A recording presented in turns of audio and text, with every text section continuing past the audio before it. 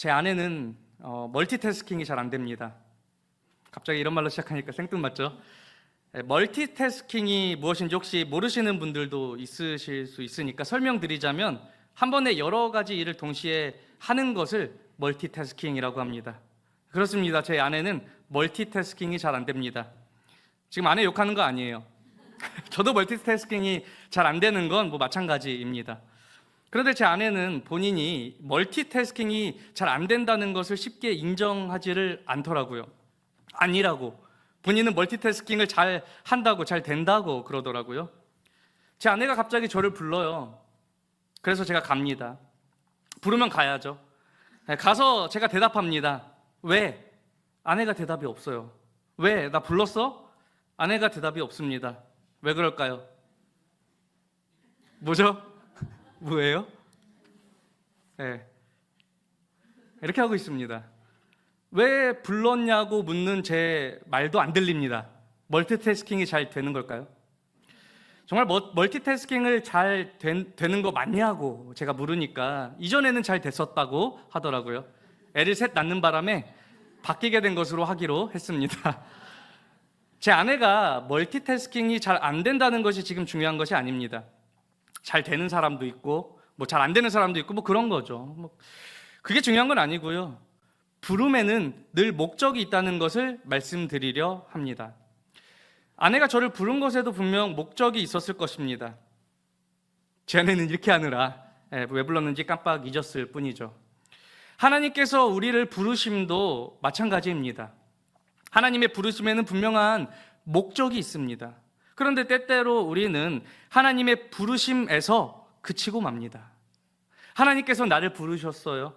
하나님께서 나를 자녀 삼아 주셨어요. 감사합니다. 여기서 끝이라는 것이죠.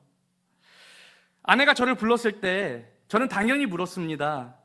왜 불렀어? 불렀으면 묻는 게 당연합니다. 하나님께서 부르셨으면 부르신 뜻을 묻는 것이 당연합니다. 우리는 하나님의 자녀입니다. 맞나요? 우리가 하나님의 자녀 됐다는 것만이 중요한 것이 아닙니다. 부르셨다는 것과 하나님의 자녀 됐다는 것이 표현은 다르지만 결국 같습니다. 하나님께서 부르셨으면 분명 부르신 목적이 있듯이 하나님께서 우리를 자녀 삼아 주셨으면 하나님 자녀로서 마땅히 해야 할 일들이 분명 있는 것입니다. 하나님께서 자녀 삼아 주셨다고, 하나님의 자녀가 됐다고 마냥 좋아하고만 있을 것이 아니라 자녀가 되는 특권을 받았으면 그 특권을 잘 활용할 줄 알아야 한다는 것이죠. 오늘 본문 마태복음 10장 1절에서 예수님께서는 12제자를 부르십니다. 그리고 어떻게 하십니까? 권능을 주십니다. 더러운 귀신을 쫓아내는 권능, 모든 병과 모든 약한 것을 고치시는 권능을 주십니다.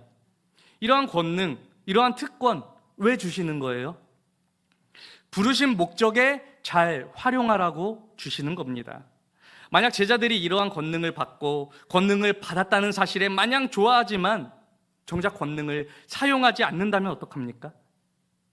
어리석다는 생각이 당연히 들지 않겠습니까? 사용하지도 않는 그런 권능 얻어서 뭐합니까? 예수님께서 제자들에게 이 권능 행할 특권을 주셨다면 그것을 잘 활용해서 부르신 목적에 합당하게 잘 사용해야 할 것입니다. 마찬가지로 하나님께서 예수님 안에서 우리로 하나님의 자녀가 되는 권세, 즉 특권을 주셨다면 하나님께서 우리를 부르신 목적에 맞게 그 특권을 잘 사용해야 할 것입니다. 특권은 그저 우리 기분 좋으라고 주신 것이 아니라 잘 활용하라고 주신 것임을 알고 하나님의 자녀가 된 특권을 정말 잘 활용하시기를 소망합니다. 우리 2절부터 5절까지 12사도의 이름은 각자 잘 외우시면 되겠습니다. 다음 제 순서 돌아오면 시험 보겠습니다. 농담인 거 아시죠? 시험은 안 볼 겁니다. 예수님께서 제자들을 부르신 목적은 5절에서 말씀하는 것처럼 보내시기 위함입니다. 여러분, 부르심이 중요할까요? 보내심이 중요할까요? 제가 얼마 전에 금요 드림 집회 때 설교할 때 요한복음 9장 실로암 말씀을 전하면서 말씀드렸던 내용이 있어요. 혹시 그날 드림 집회에 안 오셨더라도 요한복음 9장 이 실로암 관련한 말씀을 잘 아실 줄 생각이 듭니다. 날 때부터 맹인이었던 한 사람을 예수님께서 치료해 주십니다. 예수님께서 땅에 침을 뱉어서 진흙을 이겨 맹인 눈에 바르고 실로암 못에 가서 씻으라고 하셨습니다. 맹인이 예수님 말씀대로 했더니 눈이 떠졌습니다. 날 때부터 맹인이었는데 눈이 생겼습니다. 많은 사람은 맹인이 눈을 뜨게 된 그 기적에 많은 관심을 갖습니다. 그 기적에 말이죠. 그러나 성경에서 그 기적의 내용은 그저 서론에 불과하다고 말씀드렸습니다. 정말 중요한 것이 뭐예요? 그 이야기의 핵심이 뭐라고 했습니까?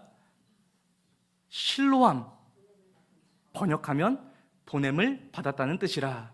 맹인이 보냄을 받아서 많은 사람 앞에서 증언한 것이라고 했습니다. 이것이 핵심이라고 했습니다. 맹인이 눈을 뜨게 되는 기적은 부르심이라고 할 수 있을 것입니다. 그리고 눈을 뜬 맹인이 많은 사람 앞에서 증언하는 것은 보내심입니다. 부르심이 중요하지 않다는 것은 아니지만 부르심보다 보내심이 더 중요하다는 거예요. 그러나 우리는 부르심에만 머물러 있으려는 경향이 있습니다. 예수님 안에서 하나님께서 우리를 자녀 삼아 주셨다는 것으로 복음의 내용을 마무리해버리려는 경향이 있습니다. 물론 중요하죠. 하나님께서 만세전에 우리를 택하시고 자녀 삼아 주셨다는 하나님의 이 부르심이 어떻게 중요하지 않을 수 있겠습니까?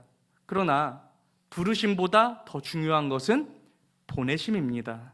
하나님의 부르심이 중요하지 않다는 것이 아니라 부르심은 이미 이루어진 일이고 보내심은 여전히 우리가 이루어야 하는 일이기에 우리가 더욱 신경 써야 하는 것입니다. 보내심에 더욱 신경 써야 하는 거예요. 물론 모든 일의 주체는 하나님이십니다. 우리가 이루어야 하는 일이라고 제가 표현했지만 장차 우리 가운데 일하실 하나님을 바라봐야 한다는 것이죠. 과거 이스라엘 자손들이 실패한 부분도 바로 이 부분이었습니다. 하나님께서 부르셨다는 것에만 머물러 있었던 것입니다. 하나님께서 부르셨다는 선민의식 가운데 정작 하나님의 부르신 목적을 이루지 못했던 것입니다. 하나님께서 이스라엘 자손들을 부르신 목적이 무엇이었겠습니까? 열방에 하나님의 영광을 나타내는 일이었습니다. 아브라함에게 복을 주시며 복이 되라는 것과 같습니다. 그러나 이스라엘 자손들은 하나님의 부르신 목적을 잃었습니다. 하나님의 영광을 나타내기보다는 우상 숭배함으로 하나님을 조롱거리로 만들었습니다. 복이 되기보다는 자신들이 선민이라며 이방인들을 경멸하는 저주가 되었습니다. 하나님의 부르심만 알고 보내심을 기억하지 않은 결과입니다. 우리 역시도 하나님께서 부르셨다고 마냥 좋아하고 있을 것이 아니라 하나님의 부르심의 목적, 즉 보내심을 명확하게 알고 이를 위한 특권도 잘 활용해야 할 것입니다. 예수님께서는 제자들을 보내시면서 먼저 당부하신 말씀이 있었는데요. 우리 5절과 6절 말씀을 우리 함께 읽어보겠습니다. 시작. 예수께서 이 12를 내보내시며 명하여 이르시되 이방인의 길로도 가지 말고 사마리아인의 고을에도 들어가지 말고 오히려 이스라엘 집에 잃어버린 양에게로 가라. 아멘. 예수님께서는 제자들에게 이방인이나 사마리아인에게 가지 말고 이스라엘 집에 잃어버린 양, 즉 유대인들에게 가라고 말씀하셨습니다. 먼저는 유대인에게요, 그리고 헬라인에게로다 하는 로마서 말씀처럼 먼저 택하신 백성인 유대인들에게 먼저 복음이 전파되어야 합니다. 반면 더욱 현실적인 이유는 이는 유대인들을 얻기 위함이었습니다. 제가 참고한 주석에서 이렇게 말했는데요. 제가 한번 읽어드리겠습니다.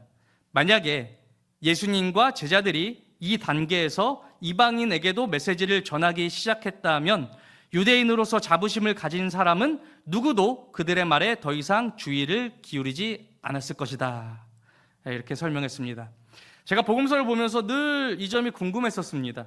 결국 예수님께서는 유대인뿐만 아니라 모든 사람을 구원에 이르게 하기 위해서 오셨는데 복음서를 보면 보통 유대인들에게만 이렇게 관심을 갖고 계신 것처럼 보입니다.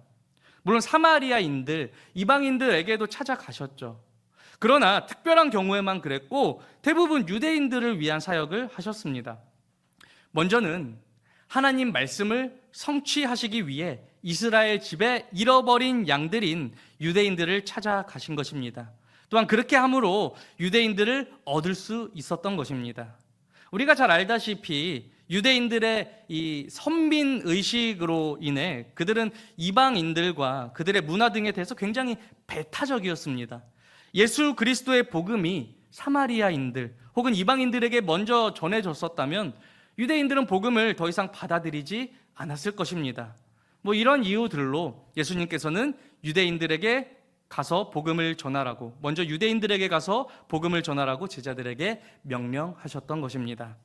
우리 7절과 8절을 또한 함께 읽어보겠습니다. 7절과 8절입니다. 시작. 가면서 전파하여 말하되 천국이 가까이 왔다 하고 병든 자를 고치며 죽은 자를 살리며 나병 환자를 깨끗하게 하며 귀신을 쫓아내되 너희가 거저 받았으니 거저 주라. 아멘. 병든 자를 고치고 죽은 자를 살리며 나병 환자를 깨끗하게 하며 귀신을 쫓아내는 등 이러한 권능들보다 중요한 것은 메시지입니다. 천국이 가까이 왔다.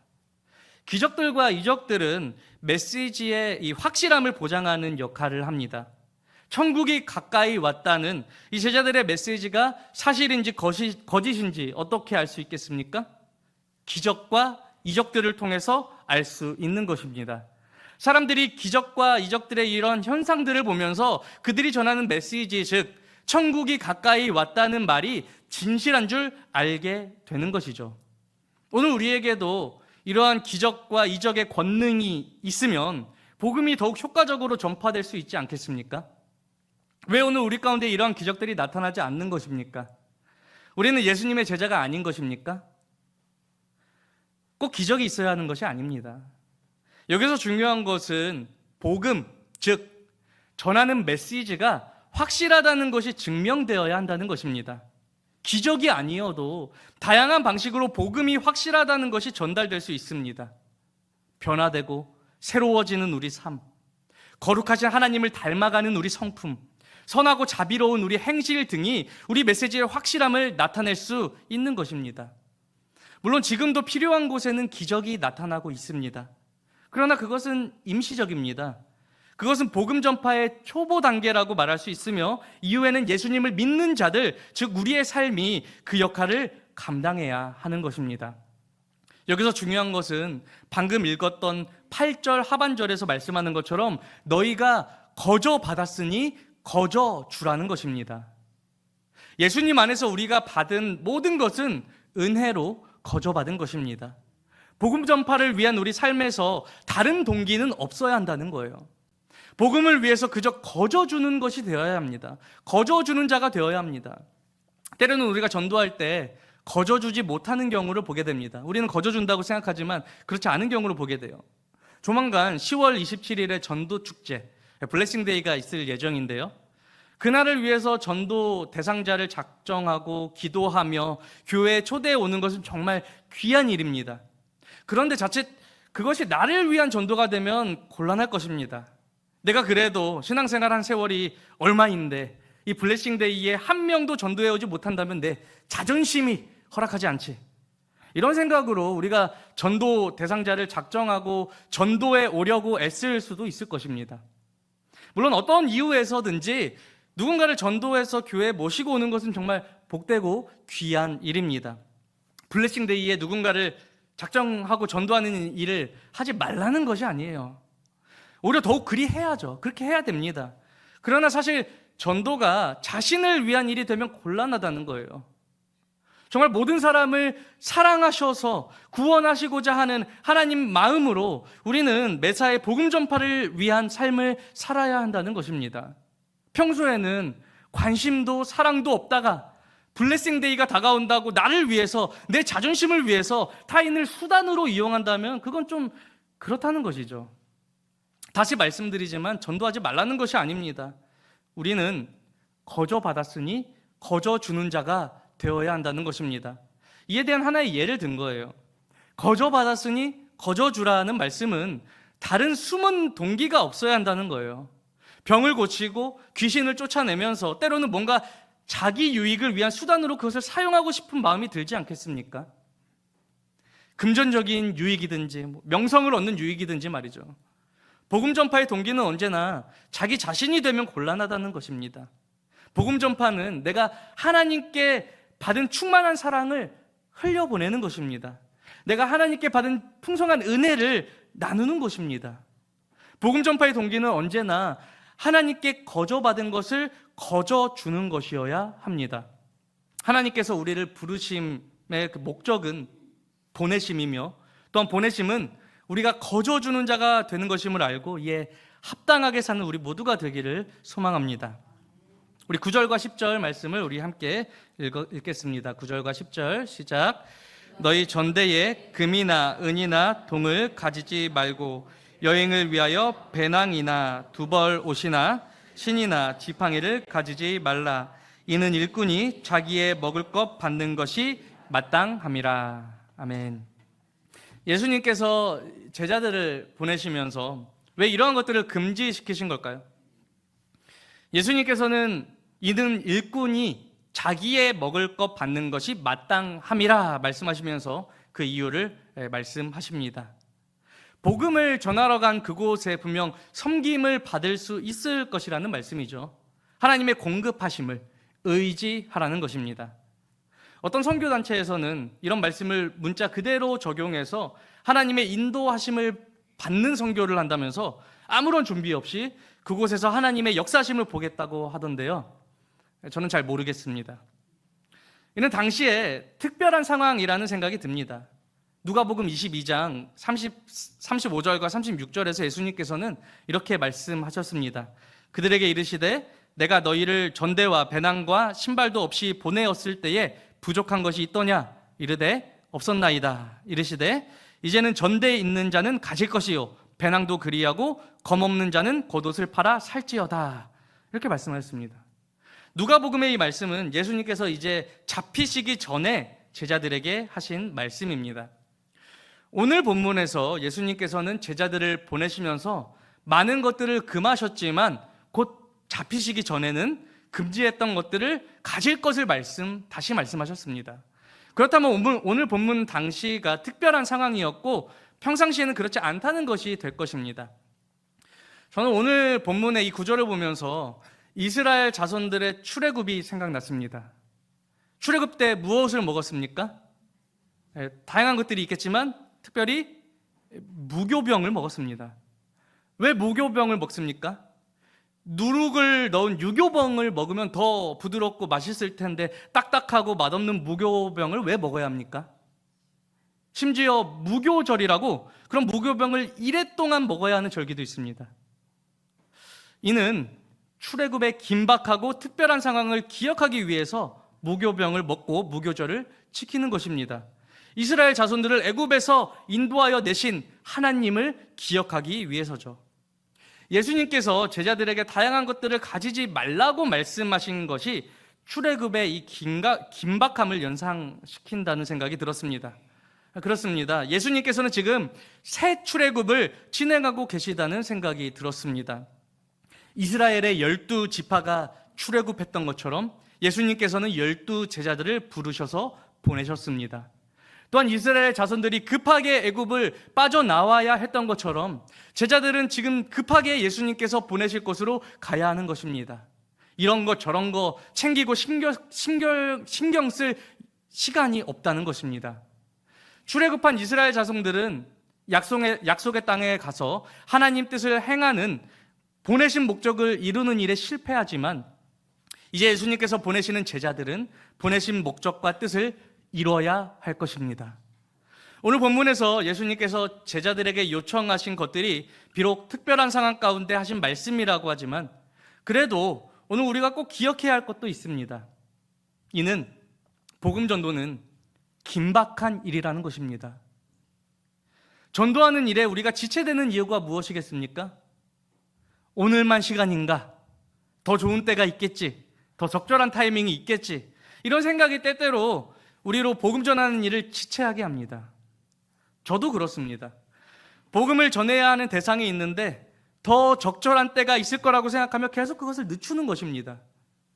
시간이 지나고 돌아보면요, 더 적절한 때는 없는 것 같습니다. 과거 그때나 지금이나 사실 별로 달라지는 것이 없습니다. 디모데후서 말씀처럼 때를 얻든지 못 얻든지 말씀 전하는 일에 항상 힘써야 하는 것 같습니다.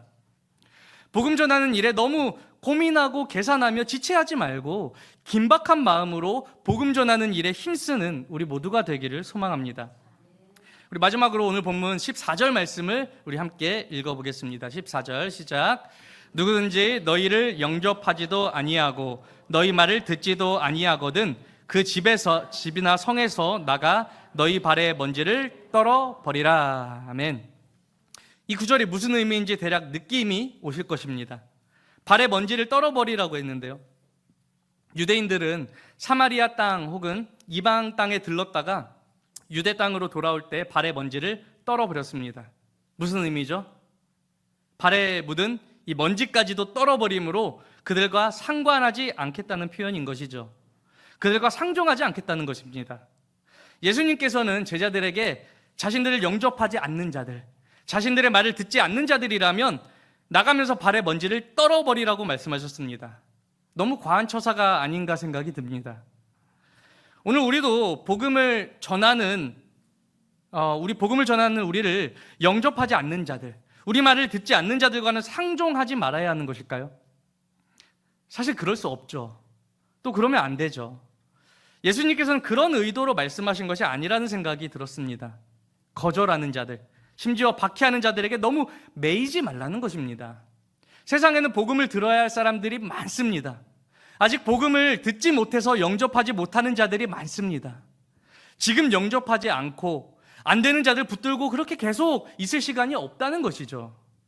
오히려 영접하려는 사람들, 우리 말을 듣는 사람들에게 먼저 가서 복음을 전하라는 것입니다. 그렇다면 지금 영접하지 않는 자들, 듣지 않는 자들은 이제 다시는 기회가 없는 것입니까? 이제 틀린 거예요? 이렇게 질문할 수도 있겠죠. 그거 아닙니다. 때가 이를 것입니다. 하나님의 때가 이를 것입니다. 사도 바울은 예수님의 제자들을 핍박하던 자였습니다. 영접하지 않는 자, 듣지도 않는 자였습니다. 그러나 하나님의 때가 이르자 누구보다 복음을 전하는 일에 앞장서는 사도, 예수님의 제자가 되었습니다. 바울이 제자들을 영접하지 않을 때, 듣지도 않을 때 바울에게 집착하며 영접시키려고 애쓴다고 과연 됐겠습니까? 더 큰 반감을 가지고 더 세게 박해했을 것입니다. 그러나 하나님의 때가 이르자 이전에 예수님의 제자들이 희생하며 수고했던 모든 일들이 결실을 맺게 된 것입니다. 발의 먼지를 떨어버리라는 예수님 말씀은 정말 문자적으로 그들과 상종하지 말라는 말씀이기보다는 당장에 안 되는 사람에게 너무 매이지 말라는 것입니다. 하나님의 때가 되면 하나님께서 이루실 것이기 때문입니다. 그 사람 외에도 복음을 듣지 못해서 영접하지 못하는 자들이 많다는 것이죠. 물론 한 번 영접하지 않고 듣지 않는 자들에 대해서 아예 손 놓고 있으라는 것은 아닙니다. 사랑하는 내 가족이, 내 친구가, 내 지인이 예수님을 영접하지 않고 있는데 어떻게 손을 놓고 있을 수 있겠습니까? 혹은 그 외의 사람들이라고 해도 어떻게 손을 놓고 있을 수 있겠습니까? 너무 매이지 말라는 것입니다. 때로는 하나님의 때를 기다릴 필요도 있다는 거예요. 방금 말씀드린 이 두 가지가 상반되는 것 같죠.